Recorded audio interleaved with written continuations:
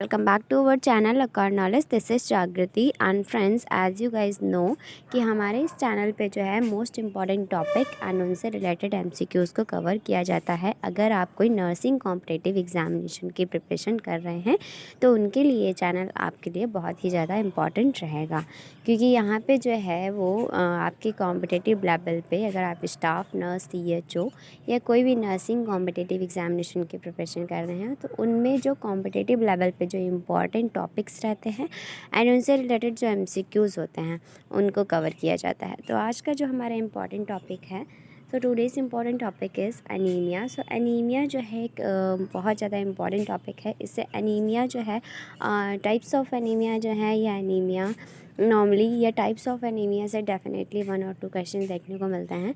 So first question is hematological abnormalities include hematologic abnormalities। जो hematologic abnormality होती है abnormalities इसमें include है। सो एनीमिया इंक्लूड है या हेमीचूरिया या नेफ्राइटिस या पॉलीयूरिया। तो इसमें हमारा करेक्ट ऑप्शन रहेगा एनीमिया, बिकॉज हेमेटोलॉजिक एबनॉर्मलिटीज़ में क्या होगा, हेमेटोलॉजिक एबनॉर्मलिटीज़ में anaemia. So next deficiency of which cause anaemia. Deficiency of which cause anaemia यानी कि किसकी डेफिशिएंसी की वजह से एनीमिया कॉज होता है। तो एनीमिया किसकी डेफिशिएंसी की वजह से कॉज होता है, फोलिक एसिड की वजह से या विटामिन B12 या ऑल ऑफ द अबव। तो जो है ferritin and folic acid and vitamin B12 इन तीनों की कमी की वजह से अगर कोई भी चीज़ की कमी हो जाती है तो एनीमिया कॉज होता है। इसलिए हमारा करेक्ट ऑप्शन इस पर रहेगा all of the above. So next question, यहाँ पे आप कंटेंट पढ़ सकते हैं कि जो ferric acid and folic vitamin B12 and protein and folic acid all are the required for synthesis of new RBC। New RBC के सिंथेसिस के लिए क्या होता है, ये तीनों बहुत ज़रूरी होते हैं। तो इन तीनों की कमी की वजह से क्या हो सकता है, इन तीनों की कमी की वजह से जो है वो एनीमिया कॉज हो सकता है। सो नेक्स्ट क्वेश्चन है the who cut off point for the diagnosis of anaemia in pregnant adult women is. Who cut off point for the diagnosis of anaemia यानी कि प्रेग्नेंट अडल्ट वुमेन में anaemia जो है कब डायग्नोस किया जाएगा।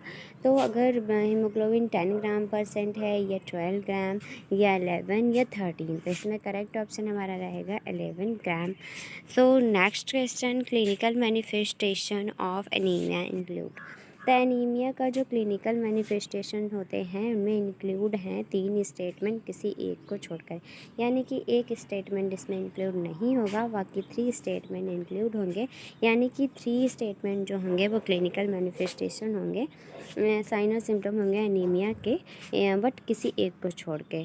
तो एनीमिया में क्या होता है, लो HB लेवल या ऑफ कोर्स एनीमिया में जो है HB लेवल कम हो जाता है। हाइपर एक्टिविटी यानी कि अगर जो है ब्लड कम होगा तो क्या पेशेंट हाइपर एक्टिविटी करेगा, नो। फटीग, यस, अगर ब्लड लॉस होगा या ब्लड की कमी होगी, डेफिशिएंसी ऑफ ब्लड होगा तो फटीग होगा यानी थकान भी होगा एंड लैसिट्यूड भी होगा। तो इसलिए करेक्ट ऑप्शन हमारा रहेगा हाइपर एक्टिविटी, बिकॉज यहाँ पे क्या पूछ रहा है, एक्सेप्ट पूछ रहा है। तो एक्सेप्ट क्लिनिकल मैनिफेस्टेशन किसको छोड़कर बाकी तीनों स्टेटमेंट सही हैं, तो ये तीनों स्टेटमेंट सही हैं in the anaemia, but hyperactivity is the wrong. So except पूछा है इसलिए करेक्ट ऑप्शन C। सो यहाँ पे आप देख सकते हैं clinical manifestation of anaemia. Anaemia का जो क्लिनिकल मैनिफेस्टेशन होते हैं जैसे कि वीकनेस है, डिक्रीज मसल टोन है, फटीग है, एंजाइना पैक्टोरिस है, हेडेक है, rapid pulse and rapid breathing है, पेल स्किन है, म्यूकस मेम्ब्रेन और नेल वेड है, लैसिट्यूड है and fissures at the corners of the mouth.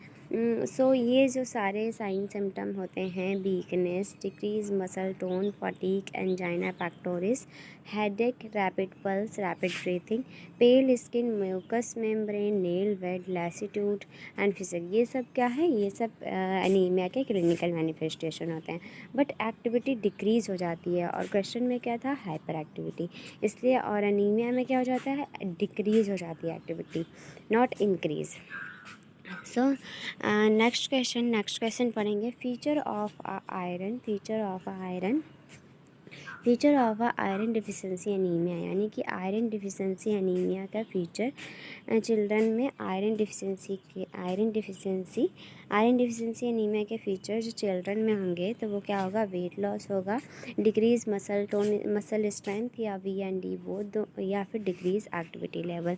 तो अगर आयरन डिफिशेंसी है एनीमिया में तो चिल्ड्रन में क्या फीचर्स देखने को मिलेंगे, तो चिल्ड्रन में अगर एनीमिया की डिफिशेंसी होगा तो चिल्ड्रन में वेट लॉस भी होगा एंड मसल स्ट्रेंथ भी कम होगी, इसलिए करेक्ट ऑप्शन हमारा बोथ V&D।